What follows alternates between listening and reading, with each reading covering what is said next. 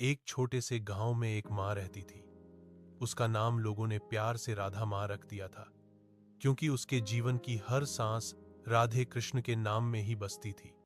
सुबह उठते ही राधे राधे का जाप, दिन में काम करते हुए भजन और रात को सोते समय भी श्री कृष्ण की लीलाओं का स्मरण, यही उसका जीवन था। राधा माँ की एक ही पीड़ा थी, उसकी गोद सूनी थी। वह रोज ठाकुर जी के सामने दीप जलाकर बस एक ही प्रार्थना करती, हे राधे कृष्ण, मुझे धन नहीं, वैभव नहीं चाहिए, बस एक ऐसा बच्चा दे दो जो आपकी भक्ति में रंगा हो। समय बीतता गया। एक दिन कृष्ण जन्माष्टमी की रात, जब राधा मां भजन गा रही थी, उसके हृदय में अद्भुत शांति उतरी। कुछ समय बाद भगवान की कृपा से उसकी गोद भर गई। उसे एक पुत्र प्राप्त हुआ।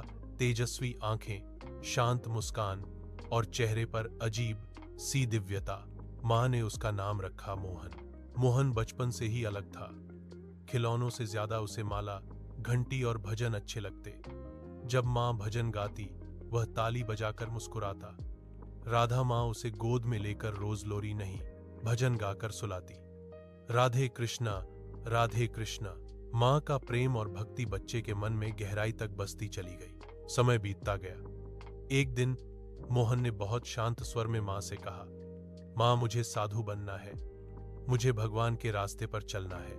यह सुनकर राधा मां की आंखों में आंसू आ गए, दुख के नहीं, गर्व के। उसने बेटे के सिर पर हाथ रखा और कहा, अगर ये राधे कृष्ण की इच्छा है तो मां का धर्म है तुझे सही रास्ते तक पहुंचाना। कुछ ही दिनों में मां बेटे को लेकर वृंदावन पहुंची। यमुना के किनारे मंदिरों की घंटियों और भजनों के बीच मोहन का मन पूरी तरह कृष्ण में लीन हो गया। राधा मां ने बेटे को संतों की शरण में सौंप दिया।